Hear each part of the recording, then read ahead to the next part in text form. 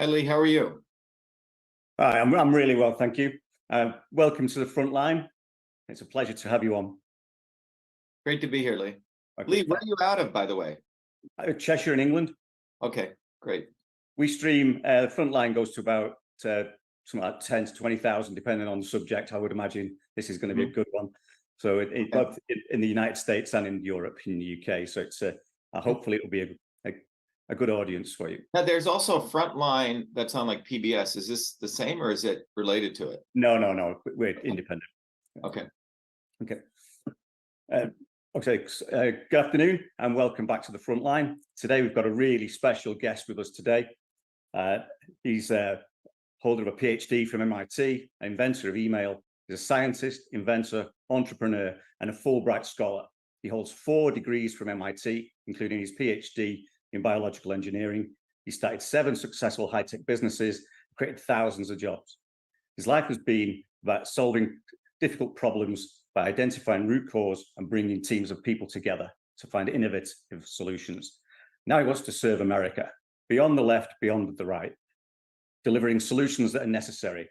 And most importantly, he's one of us, not another lawyer, not a lobbyist or a politician. Dr. Shiva, welcome to the front line. Great to be here, Lee. How are you? I'm very well, thanks. I suppose the first and burning question for any aspiring politician, especially for such a high office, is who is Dr. Shiva? What are your value systems? What is it that makes you a candidate for president?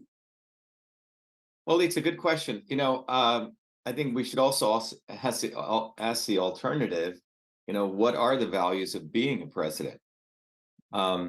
Because I think there's some assumptions on what a president is supposed to be. And sometimes that comes with these values that you are quote unquote presidential, which means you come from them. You come from the swarm, as I call it. You come from one of the elites. And obviously that's not who I am. So people are looking from that form of of what a president is. I'm definitely not that.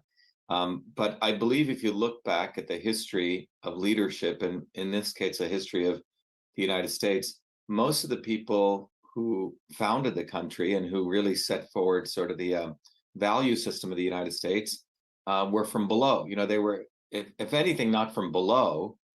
They actually had skills, Lee. They were, if you look at someone like Franklin, who was one of the founders, he was many things. He was a printer, he was a engineer, he was an inventor, he was many things. Jefferson was an architect. He was obviously a great orator. He could solve problems, and same with even Washington. Washington was a surveyor, a businessman, and so politics was something that they did as a point of service. Lee. It wasn't something that was a vocation, and I don't think for any of these founders being a politician was a vocation. They actually had other jobs, and service was what they did when they served in politics, and the idea was you would go back to do your actual job. What's happened is most people who are presidential candidates or run for office are either lawyers or they think of this as a vocation. So that's not who I am. Most of my life has been understanding systems, solving problems, looking at root cause issues of what causes a problem, and then actually innovating a solution. That's pretty much what my life has been, Lee. And then I've had also the ability to articulate that solution, that problem, and then mobilize people to solve those problems. So, the many companies I started, I've always had to work in teams and put solutions together. So, and it was always being very, very hands-on. A lot of people don't understand. I get up around 5 in the morning and I go to bed around midnight. And I'm very, very hands-on. Every company I've run, I'm running the companies. It's not like I outsource that to someone else. Because when you're building something and solving something, you have to be, in my view, very close to what you're doing. You may obviously later bring in other people to run it, but everything I've ever done, I could say that I could do anyone else's job. And obviously find people can do your job better, but I've always had the ability to get very hands-on. And I think that's what most of these, if you look at the people who drafted the Constitution, they were very hands-on, right? They actually did the work that they talked about. So the key value system is, if you notice what I've used a word here is work. who is actually doing the work, who's putting out the labor. And the world, about the 8 billion people we have, most of them actually work, right? They put in their sweat and their labor. The 0.00001% actually do not work. They're just moving money around all day, or they're hanging out together, right? Or they're not doing even sure they just move money around all day. I think that there's a total disconnect between the political class globally, particularly in the West, than the people that they govern. Yeah, so basically, they have confused people to think capital is more important than labor. And the reality is that most of us work for a living. A mother has to take care of their child. And if you're a plumber, you're an electrician, or you're an engineer, you have to make something and you're accountable for what you make. These people aren't accountable for anything that they make. So I think the key thing I could say, my value system, and you can talk to anyone and people can go look at it. When I was a young kid, 4 years old, I've always been working. I enjoy working. I enjoy people apply themselves. I enjoy people, not just people of talent, but they take their talent and they apply it to something, and ultimately do they serve other people. So I would say that's what the value is. And broadly, what citizenship is, service is citizenship. And the idea of a leader is someone who should exemplify the highest quality, so you inspire other people. You're not just talking stuff, but you're actually doing it. You walk the walk. And so I've had to walk the walk my whole life. And what does that mean? I've had to fight injustice my whole life, for me personally as well as others. Even now, so I know I am one of us. I'm one of you. I'm not someone who randomly says, "Oh yeah, I know your plight. I know what you've gone through." No, I've actually lived that, and I still continue to live that. Every microsecond, I have to live the fact that because of what I do and what I say and my thoughts match my deeds, that I have to fight the fact that those in power attempt to make me invisible. They're so afraid of me, they won't even have a controversy with me anymore, because they know if I get in front of the camera to large masses of people, I'll convince people, where I'm coming from and my point of view. So that's the injustice that not only I face, but pretty much every hardworking person on the planet. We're made to be invisible, and the people who are made to be visible are people in those power structures, Lee.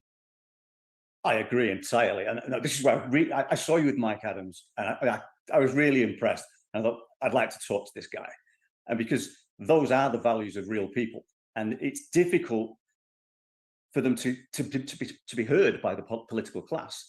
And I think this Gaza, Ukraine, the incident in Niger earlier this year, the people feel so disconnected from these actions taken by the political class. I'd be really interested in how you see Ukraine, Israel, Palestine, and the way that these groups are acting. Well, first of all, if you look at every, I would say probably 95% of those people who are in the Congress of the United States, if you know, the United States has 3 branches of government. The legislative branch, which has 2 houses, a lower house called the House of Representatives, the quote unquote, the upper house, which is called the Senate, about 100 senators, about 400 plus Congress people. It's got the judiciary, which is made up of the Supreme Court, the federal courts, et cetera. And then it's got the executive branch, which is where the president resides. In the United States, no one anyone who aspires to be president, by the way, has no values except of that of the 0.01%, or someone in the legislative branch, has to become a slave, or has to pay homage to the Zionist establishment. And Zionism is in my view, it's racism. It's frankly anti-Semitic, and has nothing to do with Judaism. It actually is a political ideology which serves imperialism. It was created by a guy called Theodore Herzl, but nonetheless, in the United States, there's an organization called AIPAC, and they're the ones who decide who's going to be the next congressional candidate, and they all have to bow down to AIPAC, which is the largest Zionist lobbyist. Now, here's the deal. I've been fighting Zionism, racism, imperialism my whole life, casteism, because I grew up in a world where those directly affected me and those around me.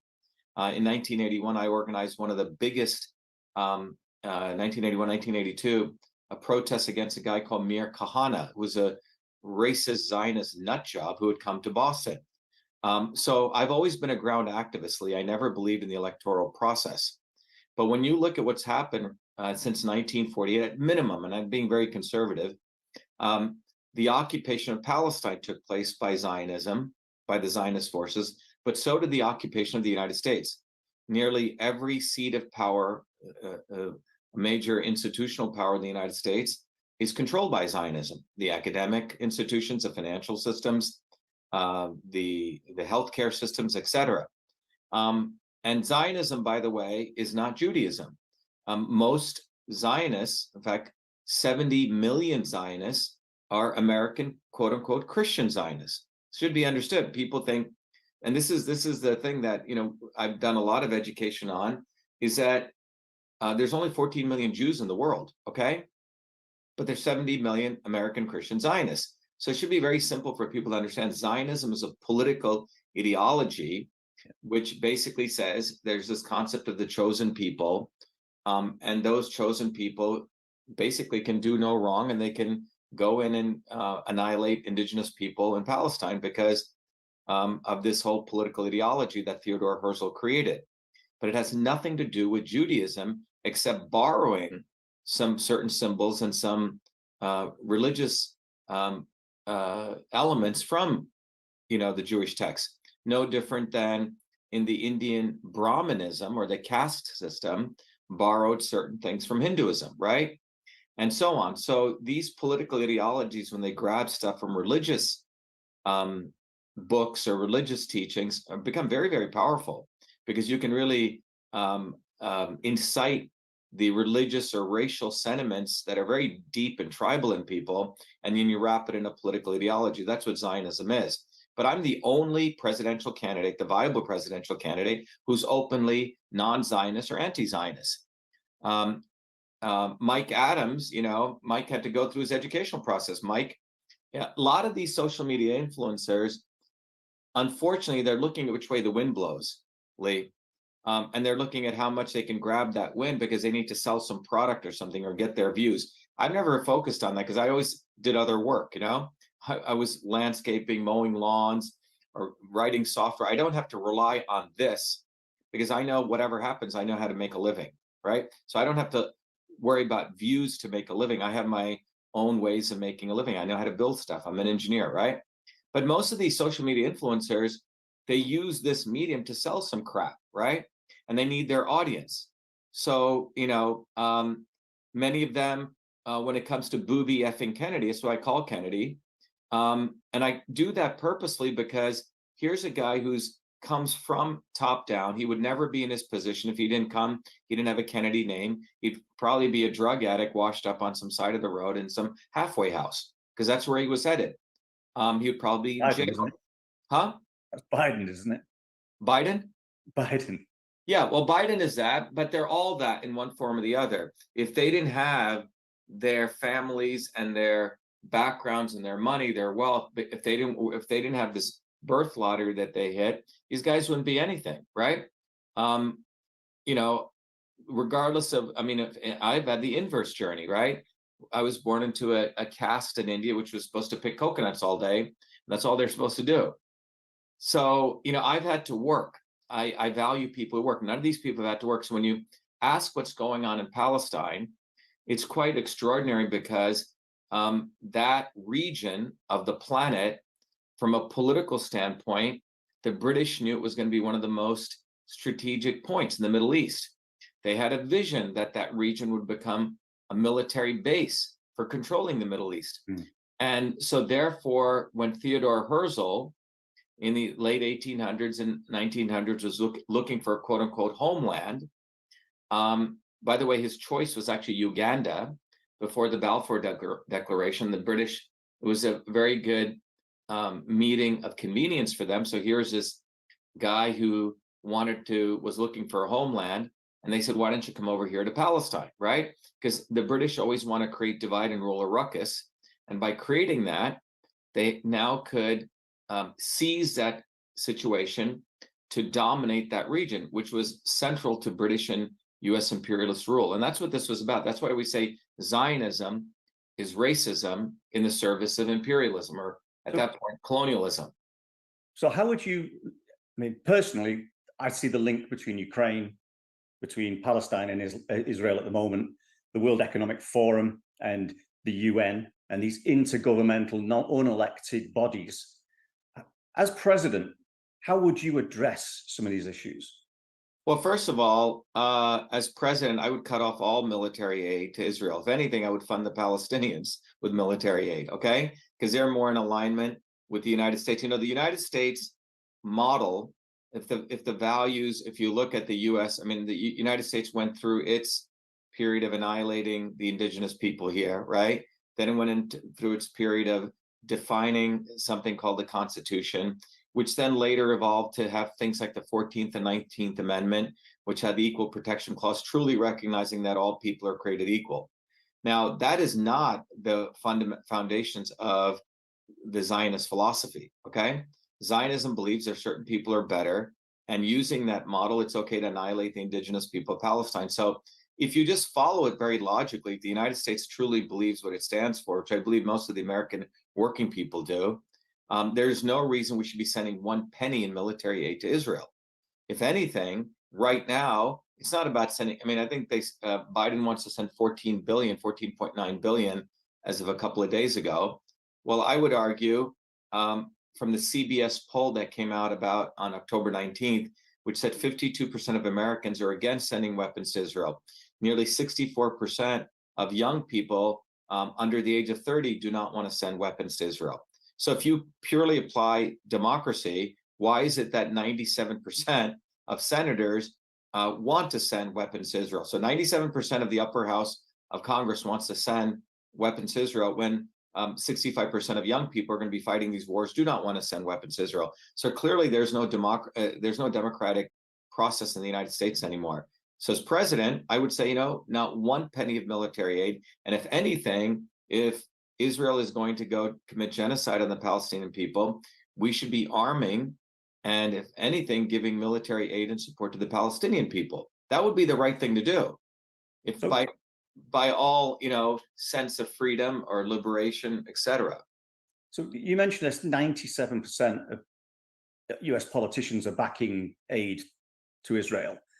Yeah, I mean, if you look at specifically the US Senate, and the House of Representatives, after this nut job Mike Johnson, who's a wacko Christian Zionist, was appointed as a speaker, you know, first thing he did was he has a proclamation that we should support Israel at all costs.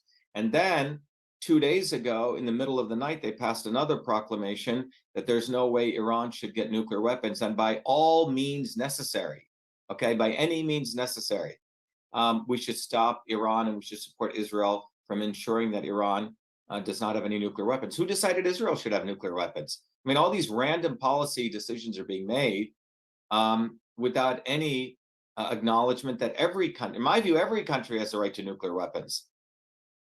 I'd like to think nobody has a right to them, but well, I'm saying if one country has it, they shouldn't be the bully on the block, you know? Absolutely.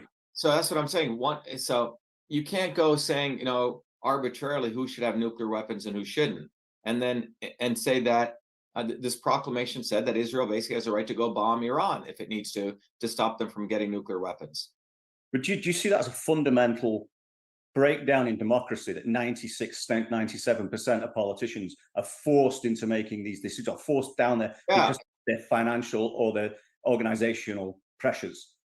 Yeah, definitely. Well, it's not they have financial pressures. These people do not represent, they're not strong human beings, Lee. They're not, the reason they are who they are is because they're puppets. I would say that it's exactly the same across every Western country at the moment, and probably a lot of others. Yeah, because the UK. Yeah, so go back to the foundational thing that we started this conversation on.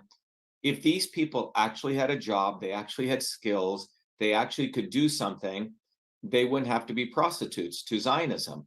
But because they have nothing, they're just full-time politicians or lawyers. This is what they do for a living, right? They're full-time scumbags. And as a full-time scumbag, you have to be a puppet. So that means when Zionists say jump, you jump. Sheldon Adelson is he just passed away, but his wife still controls his wealth, is the Zionist who basically had to fund your campaign to win. Every presidential candidate, every president in the recent history had to go to Sheldon Adelson and bow down to him to get his funding. So we have to understand that the consolidation of power in the United States is quite extreme. It's a very small set of people. I call it the swarm. And by the way, you don't have to be Jewish to be part of the Zionist establishment. Control policy on a global, on a mass scale. And that it's fascinating that Anthony Blinken is also an Israeli citizen, okay? And his grandfather was one of the founders of Israel. He's also one of the founders of West Exec. Yeah, exactly. Yeah. So if you look at there was a young man who was speaking, and you can find it on the internet, and he starts laying down all the backgrounds of most people who run the CDC in the United States, who are behind big pharma's creation, that profited from the quote unquote pandemic. Well, all of them are Zionists again. All of them are Israeli citizens and US citizens. So you can't ignore the fact that the financial systems in the United States are controlled by Zionists. The health and big pharma systems are controlled by Zionists. The academic systems are controlled by Zionists. So it's a very small set of people who print money at will as they need to fund war in places like Palestine, to subjugate other indigenous people, so they could print more money and they could make more weapons. It's a rotating movement of money among a very small set of people, and the rest of us suffer. And the reason no one speaks out against them, Lee, because all of them are getting money from them. Fucking Booby Kennedy, I'm sorry to say, he's not a fighter for medical freedom. He supported the lockdowns in 2020. He's a big time Zionist. Yet I find all these social media influencers, because maybe they think the Kennedy name means something. Ooh, I wish Bobby would change his position on Gaza. It's like, why are you advising this fool? Even Mike, before the call was saying, oh, I talked to the Kennedy campaign. I was trying to change their mind. Why?